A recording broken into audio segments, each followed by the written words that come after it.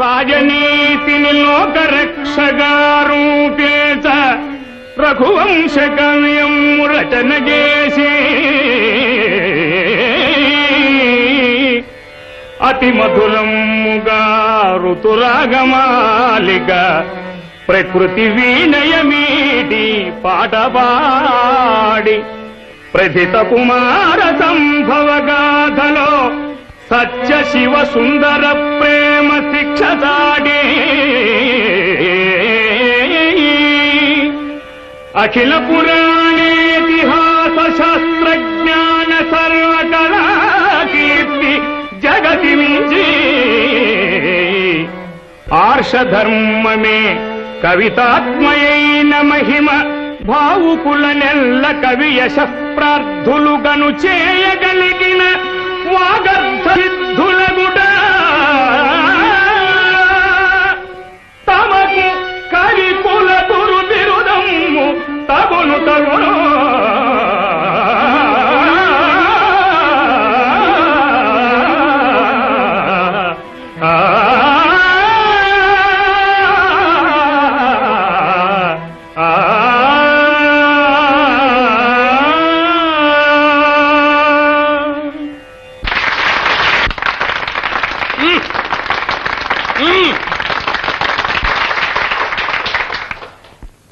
మహాకవి, ఇక మీరు కాదనడానికి వీల్లేదు. కవి ప్రపంచంలో మొదట చెప్పవలసి వచ్చిన, చివరికి చెప్పవలసి వచ్చిన కవి కాళిదాసే. చరిత్రల్ని, పురాణాల్ని కూడా ఎంతో ఆదర్శవంతంగా, రసవంతంగా, మధుర కావ్యాలుగా మలచగలిగింది మరి వీరే. చరిత్రలు పురాణాలు వ్రాయటం ఘనం కాదు, రసమంతా ఆ కథల్లోనే ఉంది. అవి ఎవరు రాసినా అంత రసవంతంగానే ఉంటాయి. కాకపోతే వారు రాశారు, నేను వ్రాయలేదు అంతే. కవి రాక్షస, మీ పూర్వులను తలచి ఇన్నాళ్ల నుంచి ఉపేక్షిస్తూ వచ్చాం. కానీ మీరు సభ్యత లేక ప్రవర్తిస్తున్నారు. మీ విమర్శలు వింటుంటే నాకు చాలా బాధగా ఉంది. మీరు బాధపడకండి మహారాజా. నవ్వుకోవలసిన ఈ విమర్శల్ని అసహించుకునే గతి ఇంకా నాకు పట్టలేదు. మీరన్నిటికీ అతీతులు. కానీ ఇటువంటి వారికి తగిన శాస్తి జరగాలి.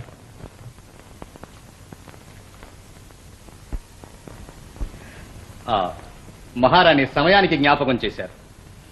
కథ ఏమైనా సరే కవితా శిల్పం రాణించేటట్లు వియోగం మీద ఒక చక్కని కావ్యం రాయించాలని మా ఆశయం. మహారాజా, ఒక మనవి. అది వీరు వ్రాయగలరేమో కనుక్కోండి. గలరా అంటే వ్రాయాలనుకుంటే గలను. అంటే అంటే అని తప్పించుకుంటారేమిటి చేతగారి మాటలు? అంటే నా చేత కాదని మీ సందేహమా? అయితే మహారాజా నాకు అనుజ్ఞ ఇవ్వాలి. ఈ కావ్యాన్ని నేను రాస్తాను. మహారాజా, వ్రాయలేకపోతే వీరి బిరుదులు ఊడగొట్టించాలి. ఒకరు ఊడగొట్టించేదేమిటి, నేనే ఊడగొట్టుకుంటాను. మరి కాళిదాస్ గారు కూడా రాస్తారా అండి? మరి సంస్కృత సారస్వతానికి ఒక ప్రత్యేక గౌరవం రావాలంటే ఆ కావ్యం మహాకవే వ్రాయాలి.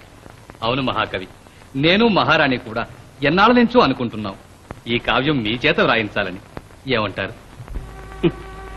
ఏమంటాను, ఈ వియోగ బాధ అనుభవించి తీరవలసింది.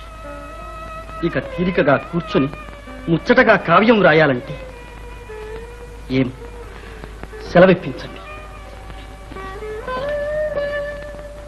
ఆచార్యదేవ,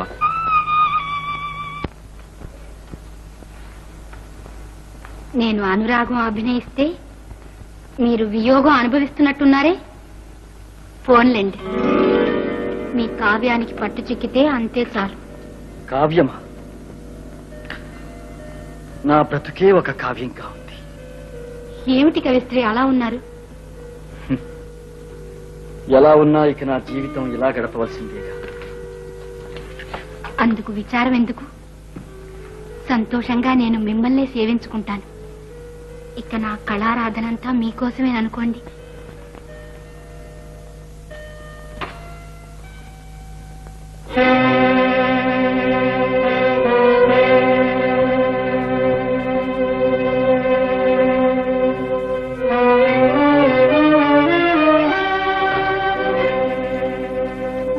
ఏమమ్మా ఇలా వచ్చారు?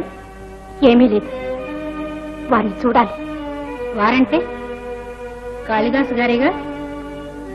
వారు మిమ్మల్ని ఇప్పుడు చూడరు. మీరు నెమ్మదిగా వెళ్ళిపోతే మంచిది. కాదు, వారిని నేను తీసుకువెళ్ళాలి. వారు రారని చెప్పానుగా. ఏమిటి నీ పంతం? ఏమైనా సరే వారిక్కడ ఉండకూడదు. ఏ ఎందుకు ఉండకూడదు? చక్కగా ఉండొచ్చు.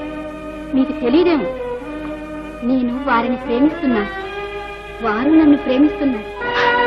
అలా జరగడానికి వీల్లేదు. ఉండండి. ఏమిటమ్మా నీ దౌర్జన్యం? ఏదో నీ భర్తను నేను కట్టి వేసుకున్నట్టు, నువ్వు ఆయన భార్యమైనట్టు నా ఇంటికొచ్చి నన్ను అల్లరి పెడతావా? ఎవరైనా వింటే నవ్విపోతారు గాని ఇక దయచేయండి. చూస్తారే, మీకే చెప్పేది.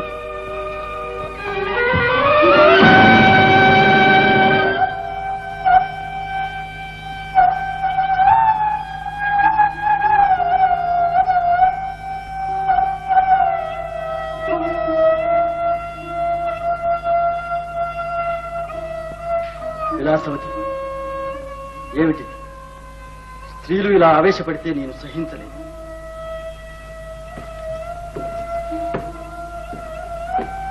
ఉమాదేవి, మీకు నిజంగా నా మీద గౌరవము అభిమానము ఉంటే ముందు మీరు ఇక్కడి నుంచి వెళ్ళిపోవాలి.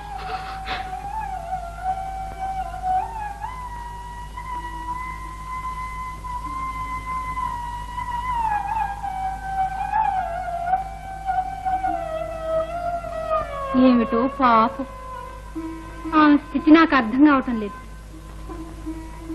మీ స్థితి నాకు అర్థం కావడం లేదు. విలాసవతి, ఇకనైనా సాటి స్త్రీలను ఎలా గౌరవించాలో తెలుసుకుంటే సంతోషిస్తాను. కవిశ్రీ,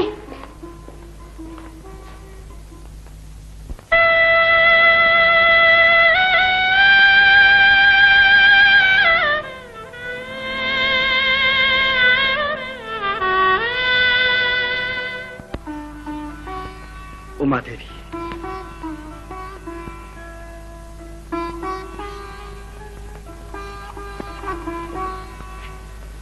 ఉమాదేవి, వివాహితమైన భర్తను ఎడబాసి నీవు వియోగం అనుభవిస్తున్నావు. అవివాహితుడనైనా నీ బాధ నేను తెలుసుకోగలిగాను. నీకు వచ్చిన ఆపద నాకు వచ్చినట్లే ఉంది. నా కోసం మీరిలా బాధపడితే కాదు, ఆపదలో ఉన్నప్పుడు ఒకరినొకరు ఓదార్చుకోవాలి. గత్యంతరం లేదు. నా భావాలిప్పుడు పరిపరి విధాల పరుగులెడుతున్నాయి. ఈ సమయంలో నీ భర్త నీ కోసం ఎంత పరితపిస్తున్నాడు, నిన్ను చేరుకోవడానికి ఎంత ప్రయత్నిస్తున్నాడు. విఫల మనోరథుడై ఏ పక్షులను బ్రతిమాలుతున్నాడో, ఏ గిరులను అధిరోహిస్తున్నాడో, నీకు సందేశం తీసుకువెళ్ళమని ఏ మేఘాలతో మొరబెట్టుకుంటున్నాడో ఊహించైనా చెప్పగలిగితే నీకు మనశ్శాంతి కలుగుతుందని నా ఆశ.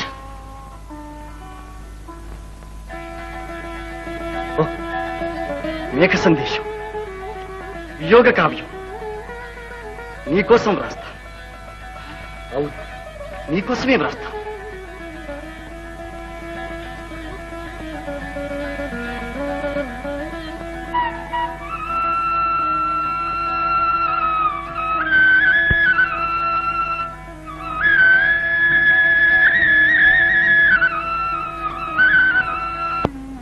కానీ నీ విచారం చూస్తే నీకు ముందున్న ధైర్యం కూడా ఇప్పుడు ఉన్నట్టు లేదు. క్షమించండి, ఇక ధైర్యంగానే ఉంటాను. పిచ్చి తల్లి, నేను నీ తండ్రి వంటి వాణ్ణి. నా వద్ద దాపరికమే. నీవు కాళిదాసు గారు కూడా పైకి తెలియకుండా ఏదో బాధపడుతున్నారు. ఇక్కడికి రాకపూర్వం నీకేమైనా? కాని దుష్యంతుడు శకుంతలను వంచాలని వంచాడు. అటువంటి ధూర్తుడు కథానాయకుడుగా పనికిరాడు. ఏమైనా సరే మీరు తలుచుకుంటే పనికి వస్తాడు. మనోజ్ఞమైన మహానాటకమే సిద్ధమవుతుంది. కాని కవిత్వాన్ని నేను అలా దుర్వినియోగం చేయలేను ప్రభు. కవిశ్రీ, పాత నాటకాలతో పాటు మా కౌశలం కూడా పాతపడిపోతూ ఉంది. రేపు శారదా ఉత్సవాల్లో మా పేరు నిలపడం కోసం తమరి నాటకం రాసి పెట్టాలి. మహాకవి, ఆ కథ మీద వారికి ఎంతో అభిమానం లేకపోతే వారిలా స్వయంగా వచ్చి అడుగుతారా? కనుక వారి అభిష్టం మీరు నెరవేర్చాలి. ఇష్టం లేని పని కష్టమైన నన్ను చేయమని నిర్బంధిస్తున్నారా గురుదేవా? క్షమించండి. ఆచార్యదేవా, ఎప్పటికైనా అది వారి వల్లనే కావాలి.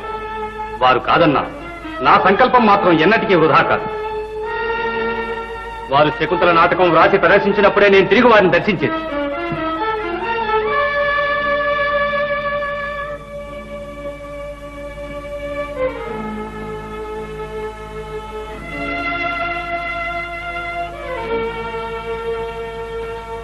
ఒక్క మనవి. వారంతగా అడుగుతుంటే మీరెందుకు రాయకూడదు? ఆ కథలో ఏమైనా దోషం ఉన్నదా? పాప శకుంతల ఎంత అమాయకురాలు. నాకు జాలి వేస్తుంది. మిమ్మల్ని చూస్తే నాకు జాలి వేస్తోంది.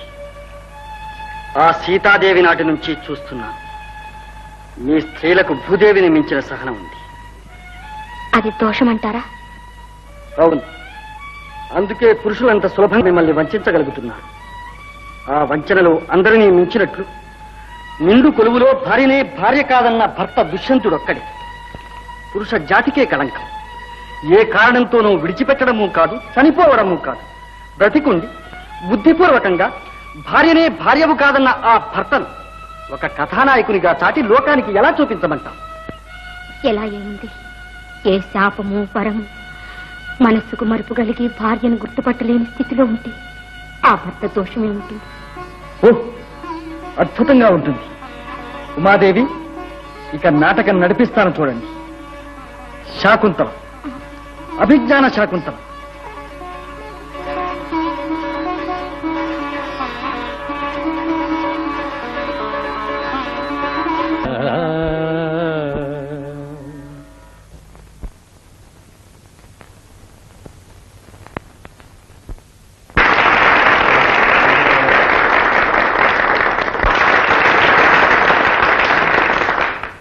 మహాకవి, మీ అభిజ్ఞాన శాకుంతలం నాటకరాజమని ప్రపంచ ఖ్యాతి గణిస్తుంది. ఆనందం పట్టలేకున్నాను. మహాశివులారా, మహాకవి కాళిదాసు గారికి అర్ధ సింహాసనమిచ్చి సత్కరించాలని మా సంకల్పం. పండితులు ఆశీర్వదించాలి. మహారాజా, ఇటువంటి సత్కార సభకు అవంతిరాజు గారు అధ్యక్షత వహిస్తే శోభస్కరంగా ఉంటుందని నా మనవి. ఆచార్యదేవ, వారు మాకు గుర్తులేదు.